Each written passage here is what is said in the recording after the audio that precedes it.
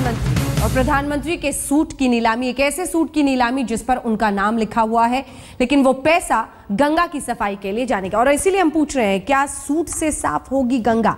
गंगा या फिर छवि? क्या धोने की है कोशिश? इसी पर हम चर्चा कर रहे हैं कि क्या दबाव में ये सब कुछ हो रहा है, और आप अपनी राय ट्विटर के जरिए लिख सकते हैं। लेकिन केसी त्यागी जी, ये तो कहा ही जा सकता है कि तो आपको तो मांझी नाम की परेशानी ने इस वक्त बिहार में खूब परेशान किया है, तो आपको तो मोदी जी की कोई बात ठीक नहीं लगेगी। सूट पहना अलग बात है, उस पर अलग अलग चर्चा हो सकती है, लेकिन अब तो नीलामी के जरिए वो उससे पैसा देश के ही काम में लाना चाह सकते हैं। इसमें क्या खराबी हो सकती है? रकीब दास साहब कह रहे हैं, क्या जवाब देंगे आप? देखिए, आडवाणी जी ने कहा था कि मोदी जी बहुत अच्छे इवेंट मैनेजर हैं। अगर हीरो के व्यापारियों के शहर सूरत के बजाय ये नीलामी दांतेवाड़ा, झबुआ, सरगुजा और सुकमा के आदिवासी इलाकों में होती, जहां पीने का पानी नहीं है, जहां जिस्म पे पूरे कपड़े नहीं हैं। गुजरात से एक संत आया था जो सूट पहन करके लंगोटी में चला गया था, और दूसरा एक सज्जन है जो लंगोटी से आया था और सूट में चला गया। और जो व्यक्तिवाद है, मैं कोई भाजपा या बीजेपी के नेता के रूप में नहीं, प्रसिद्ध स्तंभकार तवलीन सिंह ने लिखा है कि 100 वर्षों में आरएसएस का जो संघ का वर्कर है उसका खाकी नेकर का भी डिजाइन नहीं बदला, लेकिन उस स्वयंसेवक का डिजाइन बदल गया। और व्यक्तिवाद की इंतहा होगी। आज तक किसी दुनिया के, टोनी ब्लेयर से लेकर के बुश तक, मैं तमाम बड़े लोगों को मैंने देखा है, किसी ने अपना नाम नहीं लिखवाया सूट पे। तो व्यक्तिवाद की इंतहा है। और जो हेड ऑफ द स्टेट हैं, मुख्यमंत्री हैं, पार्टियों के अध्यक्ष हैं, उनको समाज में गरीब आदमी के साथ अपने आप को आइडेंटिफाई करना होता है। इसलिए ऐसी चीजों से, ऐसी घटनाओं से गरीब आदमी का दिल टूटता है। उसको लगता है कि नहीं, 10 लाख का मैं नहीं पहन सकता। सुधांशु त्रिवेदी जी, देखिए, जो बात अभी राशिद अल्वी जी ने कही और त्यागी जी ने कही, मैं दोनों का उत्तर देना चाहूंगा। त्यागी जी ने यह बात कही है, बिल्कुल सही बात है कि गरीब का ध्यान रखना चाहिए, और उस गरीबी गुर्बत से ही उभर कर जो हमारा नेतृत्व नैसर्गिक रूप से उभर के आया है, दीनदयाल जी, अटल जी के ज़माने से लेकर मोदी जी के समय तक। हाँ, एक बात ज़रूर कहूँगा, उन्होंने जो व्यक्तिवाद की बात कही, तो यह सत्य है कि डॉक्टर राम मनोहर लोहिया की महान समाजवादी विचारधारा के उत्तराधिकारी लोग जो जगह जगह छिन्न भिन्न होते चले गए, भिन्न भिन्न क्षेत्रीय जातिवादी दलों में, तो केवल व्यक्तिवाद की पराकाष्ठा के कारण, और आज भी बिहार में उसी की झलक दिखाई पड़ रही है। राशिद अल्वी जी ने जो बोला, उन्होंने जो बात कही, वो तो और भी आगे जाके उन्होंने कही। उन्होंने तो शगुन अपशगुन तक पे जोड़ दिया कि साहब इसलिए छोड़ा जा रहा है। मैं याद दिलाना चाहता हूँ, राशिद अल्वी जी ने भी एक पत्र भी लिखा था मोदी जी की माता जी के संदर्भ में चुनाव से पहले। तो ये तो कांग्रेस की एक सोची समझी रणनीति थी। उन्होंने यह भी बयान दिया था जिसमें यमराज से तुलना की थी। तो अब देश की जनता ने यह भी देख लिया है कि कौन देश के लिए और अपनी पार्टी के लिए यमराज साबित हुआ और अपशगुन साबित हुआ, और कौन क्या साबित हुआ। अंत में मेरा सिर्फ ये कहना है दोनों दलों से कि राजनीति में अपने गिरते हुए स्तर को बचाने के लिए इतने निम्न स्तर पर जाकर कितने भी आप प्रयोग करेंगे, उससे आपके राजनीतिक स्तर में वृद्धि नहीं होने वाली। वह वृद्धि मुद्दों पर आधारित आक्रमण करके करिए, हम स्वागत करते हैं, आपको उसका उत्तर देंगे, परंतु इस निम्न स्तर पर जाकर की जाने वाली राजनीति से आपके लगातार विगत कई वर्षों से राज्य दर राज्य गिरते हुए स्तर का समाधान नहीं संभव। त्यागी साहब, आ रही हूं आपके पास फौरन। एक बार राशिद अल्वी जी भी तो इस पर जवाब दे देना, क्योंकि सीधे उन्हीं पर कह रहे हैं। सुधांशु जी, राशिद जी, नहीं, मुझ पर भी इशारा कर रहे हैं। मैं कहूँगा कि मैंने नरेंद्र मोदी जी की माता जी के बारे में जो चिट्ठी लिखी थी, वो नरेंद्र मोदी जी को लिखी थी। और मैं आप ही से पूछता हूँ और बीजेपी के स्पोक्स पर्सन से पूछता हूँ, जिस माँ ने अपने बेटे को मुख्यमंत्री और प्रधानमंत्री बना दिया और मोहल्ले में काम कर करके बनाया, ये बात हमें नहीं मालूम थी, प्रधानमंत्री ने कही। आज वो प्रधानमंत्री 7 रेस कोर्स में रहता है, और वही प्रधानमंत्री कहता है कि मेरी माँ आज भी 8x8 के कमरे में रहती है। ये शर्म की बात है कि प्राउड होने की बात है? ये किसी भी बेटे के लिए ये फैसला बीजेपी करे, मैं इस पे कोई टिप्पणी नहीं करना चाहता। लेकिन जो बात केसी त्यागी जी ने कही कि व्यक्ति को, अपने आप को, अपनी शोहरत के बारे में जो प्रधानमंत्री कर रहे हैं, वो सिर्फ सूट पे नाम लिखवाने की हद तक नहीं है। राम मंदिर बनाते बनाते गुजरात में नरेंद्र मोदी जी ने अपना मंदिर बनवा लिया, वहां मंदिर बना हुआ है गुजरात में, उनकी पूजा हो रही है। वो तो उन्होंने ट्विटर के जरिए कहा था ये नहीं होना चाहिए, उन्होंने कहा था ट्विटर पे। देखिए ट्विटर से वो तो किन किन चीजों को मना नहीं कर रहे, भारतीय जनता पार्टी के नेता क्या कुछ नहीं कर रहे, घर वापसी, लव जिहाद, रामजादा, हरामजादा, क्या मोदी जी ने एक बार कुछ कहा? आज कल उन्होंने जरूर कहा कि मैं ये धार्मिक लड़ाई ये नहीं होने दूंगा, लेकिन ये हिंदुस्तान के लिए नहीं कहा है उन्होंने, ये अमेरिका के ओबामा के लिए कहा है, जहां मंदिर पर हमले हो रहे हैं और हमारे भारतीयों को मारा जा रहा है, उनके लिए ये बयान है। यहाँ किसी एक बीजेपी के नेता के खिलाफ कार्रवाई की उन्होंने? चलिए ठीक है, क्या उस मंत्री को मंत्रिमंडल से निकाला जो रामजादा और हरामजादा बोलती थी? किस तरीके की राजनीति कर रहे हो? इस देश को तोड़ने वाली बात मत करो। आप तो अगर कुर्ता भी पहनेंगे तब भी प्रधानमंत्री रहेंगे, 10 लाख का सूट पहने या ना पहने इससे कोई फर्क नहीं पड़ता। और आपने कहा जवाहरलाल नेहरू ऑक्सफोर्ड के 4 दरवाजों पे कारें खड़ी रहती थी, अरे ये तो बच्चों की कहानियां हैं, ऑक्सफोर्ड यूनिवर्सिटी के 4 दरवाजे ही नहीं हैं। और फिर ये भी तय करो कि उसी रास्ते पर चलना है जो जवाहरलाल ने दिखाया है, तो ये बताओ कि हम तो उसी रास्ते पर चलेंगे। सुधांशु जी, आप दोनों का जवाब दीजिएगा। त्यागी साहब भी बोलना चाह रहे हैं कुछ। त्यागी साहब, नरेंद्र मोदी जी के सूट पर। जी राशिद जी, जी राशिद जी, त्यागी जी। मैं सुधांशु जी, पहली शुरुआत में मैंने कहा था कि इसमें मैं व्यक्तिगत नहीं होना चाहता, और मैंने आपके विचार के और आपके दल के कई नेताओं के साथ काम किया है।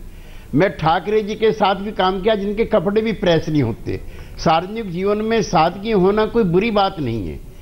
मैं आधा दर्जन आपके पार्टी के राष्ट्रीय अध्यक्षों को जानता हूं, उनके साथ भी, आपके संगठन मंत्री में रामलाल जी के साथ काम कर चुका हूं, उनके कपड़ों में कलफ भी नहीं लगता है। तो अगर हम सादगी की बात करते हैं, उसमें हमारे लोहियावादियों के पार्टी टूटने का, बिहार में नीतीश कुमार के फलाने का, ये आज के मुद्दे नहीं है। मैंने आपके किसी नेता पे व्यक्तिगत आरोप नहीं लगाया, इसलिए मुझसे बात करते हुए, संवाद करते हुए, मैं वैचारिक तौर पर नरेंद्र मोदी जी का बहुत बड़ा आलोचक हूं, आपकी विचारधारा का भी, लेकिन मैं व्यक्तिगत नहीं होता हूं। मैं गांधी की सादगी से निकल कर आ रहा हूं। मेरे नेता चौधरी चरण सिंह थे और आपके भी कई नेता ऐसे थे। तो ये सूट हों, चाहे कांग्रेस पार्टी के नेताओं ने कभी पहने हों, चाहे आपके नेताओं ने पहने हों, क्या दीनदयाल जी पहने कभी ये पहने? उनके कुर्ते और पजामा, उनकी धोती तकिए के नीचे रखी रहती थी प्रेस होने के लिए। तो आप जो हैं डिफेंड करते करते इस सीमा तक भी ना जामे कि दूसरे अपने विरोधी साथियों को आपका स्तर भी छोटा लगने लगे। सूट पहनने पे परेशानी है, नीलामी पे पहले समझ तो लें आपका स्टैंड, कि आपको सूट पहनने पे परेशानी है, नीलामी पे नहीं है। क्योंकि गांधी जी भी एक वक्त पर चंदा इकट्ठा करते थे, महिलाओं ने अपने गहने जेवर तक दे दिए थे। मतलब देश के नाम अगर वो पैसा काम आए तो आपको तकलीफ नहीं है, आपको सूट पहनने से तकलीफ थी, अगर मैं सही समझ रही हूं। नहीं, मुझको कह रही हैं अंजना जी आप? बिल्कुल त्यागी साहब, आप ही को कह रही हूं। नहीं, मैं इसको सरासर ढोंग मानता हूं, और देश के प्रधानमंत्री के स्तर के आदमी को इस तरह की ये सूरत में क्यों नीलामी हो? ये उन आदिवासी इलाकों में क्यों नहीं नीलामी होनी चाहिए जिन महिलाओं के, पुरुषों के जिस्म पर पूरा कपड़ा नहीं है? आप उन्हीं इलाकों में नीलामी क्यों नहीं करें? बिहार में भी ऐसे कई इलाके हैं त्यागी साहब, जो आज भी नीतीश कुमार का या फिर मांझी साहब का बाढ़ जोड़ रही हैं। सुधांशु त्रिवेदी जी, देखिए, मैं ये कहना चाहूंगा त्यागी जी से पूरी विनम्रता से कि मैंने जो बोला था वो केवल जब उन्होंने कहा व्यक्तिवाद की पराकाष्ठा, उस पर बोला था, और मैंने किसी नेता का नाम नहीं लिया। एक नहीं, अनेक समाजवादी आंदोलन से निकले राजनीतिक दल हैं जो मैं और मेरा परिवार के बाहर ही नहीं निकल पाए, वो व्यक्तिवाद के संदर्भ में मैंने कहा था। दूसरा, उन्होंने जो पक्ष कहा सादे जीवन के बारे में, तो उन्होंने जो कहा वो आंशिक रूप से हमारी ही बात की पुष्टि की है। कांग्रेस की संस्कृति और हमारी संस्कृति में अंतर साफ देखिए। राशिद जी ने क्या कहा कि मैंने इसलिए लिखा था कि उनकी माता जी आज भी उस कमरे में रह रही हैं और बेटा प्रधानमंत्री है। यही सोच में अंतर है भाजपा और कांग्रेस में कि यदि परिवार का एक व्यक्ति प्रधानमंत्री बन गया तो पूरा का पूरा साम्राज्य हमारा, जैसा वाड्रा के समय में दिखाई पड़ा। और मोदी जी के नहीं, मैं याद दिलाना चाहता हूं, अटल जी प्रधानमंत्री थे, वो घटना याद करिए कि ग्वालियर गए थे और उनकी बहन जी उतनी दूर खड़ी रह गई थी, सगी बहन नहीं आने पाई थी, साधारण घर में साधारण आदमी के रूप में खड़ी थी, जिस पर अटल जी ने कविता लिखी थी कि मुझे इतनी ऊंचाई मत देना कि अपनों से दूर नहीं रह पाऊं। तो भारतीय जनता पार्टी के नेताओं ने जो शीर्ष पद पर रहे, परिवार के लोगों के का संबंध और अपना व्यक्तिगत राजनीतिक स्तर दोनों को पृथक रखना। राशिद जी, सिर्फ हाँ या ना में जवाब दीजिएगा। मतलब आप ये कह रहे हैं कि मोदी जी की मां को 7 रेस कोर्स में आकर उनके साथ रहना चाहिए? मां से ज्यादा बड़ा दर्जा किसका है? मतलब वो साथ आके रहे। अगर प्रधानमंत्री के घर पे तो उनकी मां ऊपर बेड पे सोए और प्रधानमंत्री जमीन पे सोए तो दुनिया गर्व करेगी प्रधानमंत्री पे। पर अब ये तो उनकी मर्जी है कि वो अहमदाबाद गुजरात छोड़कर आना चाहती हैं या नहीं आती हैं। मां में और बहन में बड़ा अंतर है। सूट से क्या साफ होगी गंगा, इसी पर हम चर्चा कर रहे हैं। और मैं चाहती हूँ एक बार राशिद अलवी साहब, चूंकि आपने भी हाथ उठाया था, आप जवाब देना चाह रहे थे, लेकिन कांग्रेस पार्टी के नेताओं पर भी, और ये हमेशा से, चाहे नेहरू जी के वक्त से, तमाम लोगों के एक अलग किस्म की जिंदगी बिताने का आरोप लगा था, जो कि वेस्ट से बड़ा प्रभावित रहता था या फिर कपड़े वहां धुलने के लिए जाते थे। तो ये तो किस्से कहानियों का हिस्सा नहीं है, ये तो यथार्थ है और लोगों के सामने है।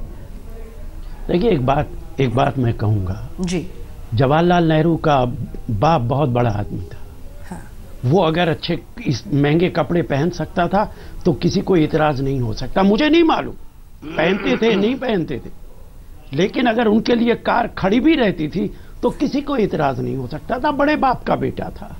लेकिन एक आदमी जो ये कहता है कि मैं चाय बेच कर आया हूं, अपने आप को एसोसिएट करता है गरीब आदमी से, और अच्छी बात है उसके बाद वो देश का प्रधानमंत्री बनता है, क्या ये अच्छा है कि वो अपना रहन सहन बदल दे? अगर आज नरेंद्र मोदी जी कुर्ता पजामा पहनेंगे तब भी प्रधानमंत्री रहेंगे, कौन मना कर देगा? चलिए ठीक, वो उनकी ज्यादा इज्जत होगी। ये फैसला उनका अपना फैसला है, लेकिन इसमें कहीं कोई दो राय नहीं कि इस देश के अंदर व्यक्तिवाद को कोई जगह नहीं, जनता पसंद नहीं करती है। और अगर दिल्ली के चुनाव से भारतीय जनता पार्टी सबक हासिल नहीं कर रही है तो भाई हम तो चुनाव हार के चुके हैं, बहुत बुरी तरह हार के चुके हैं। हमें ये कहने से कोई इनकार नहीं है। हाँ। लेकिन आने वाले कल के अंदर भारतीय जनता पार्टी का क्या मुझे कंक्लूडिंग रिमार्क सबसे चाहिए, थोड़ा वक्त की कमी है, वक्त की कमी है। अलवी साहब जल्दी जल्दी, केसी त्यागी साहब, वो कह रहे हैं कि चाय वाला सूट पहने ये अटपटा लग रहा है। नहीं, ये मामूली आदमी को चिढ़ाने जैसी कार्रवाई है। इतने बड़े पदों पर पहुंच करके तो सादगी भी होनी चाहिए, चाहे किसी पार्टी का कोई भी पदाधिकारी हो, प्रधानमंत्री हो, मुख्यमंत्री हो। और इनके अलावा मुझे नहीं लग रहा है कि कोई भी प्रधानमंत्री ने या कोई मुख्यमंत्री ने इतनी नक्शेबाजी से पेश आया हो जो मामूली आदमी को लगे कि नहीं। सुधांशु त्रिवेदी जी, आपसे जवाब, के देश में आपसे आखिरी जवाब, हम इतना महंगा जरा उस बच्चे के बारे में सोचिए जो हर दिन अपनी गरीबी में काटता है, परेशान है, और ये किसी को बताने की जरूरत नहीं है कि हिंदुस्तान में किस तरह की गरीबी है। वो आज जब ये देखता होगा क्या सोचता होगा? देखिए, उसी गरीबी में से निकल के आए हुए मोदी जी और उनके बारे में अभी जो कुछ राशिद जी ने कहा वो बिल्कुल स्पष्ट हो गया। हमारी उनकी विरासत में अंतर है। बड़े आदमी के बेटे से शुरू हुई कांग्रेस की पार्टी और हमारा एक छोटे आदमी से शुरू हुई कांग्रेस, भारतीय जनता पार्टी के वो नेता जिसने देश के इतिहास में एकमात्र नेता गांधी परिवार के अलावा जिसने स्पष्ट बहुमत की सरकार अपने दम पर बनाने में सफलता हासिल की। यही चीज तो चलिए इसी के साथ हम इस बहस का अंत करते हैं। लेकिन भारतीय जनता पार्टी का यही पक्ष है कि एक चाय वाले के रूप में शुरुआत जरूर हुई थी, लेकिन सत्ता के शीर्ष तक आज वो पहुंचे हैं और जो पैसा इससे आ रहा है वो गंगा की सफाई के लिए दे रहे हैं। लेकिन ये सवाल जस का तस बना हुआ है कि क्या इसके जरिए अपनी छवि धोने की कोशिश है, क्योंकि दबाव बहुत ज्यादा बन ही गया था और कहते हैं गंगा में सारे पाप धुल जाते हैं। अब देखते रहिए। और जो सवाल हमने आपसे पूछा था, क्या दबाव में आकर नरेंद्र मोदी सूट की नीलामी कर रहे हैं, 66% कहते हैं नहीं, जबकि बाकी ये मानते हैं कि हाँ, दबाव में ही आकर नरेंद्र मोदी सूट की नीलामी कर रहे हैं। इन आंकड़ों में बहुत बड़ा संकेत है। हालांकि आपको ये बता दें कि हल्ला बोल देखने वाले दर्शक ही हैं जो एसएमएस करते हैं। हमारी इस विशेष पेशकश में इतना ही, लेकिन फौरन लौट रहे हैं इंडिया 360 के साथ। आप देखते रहिए आज तक।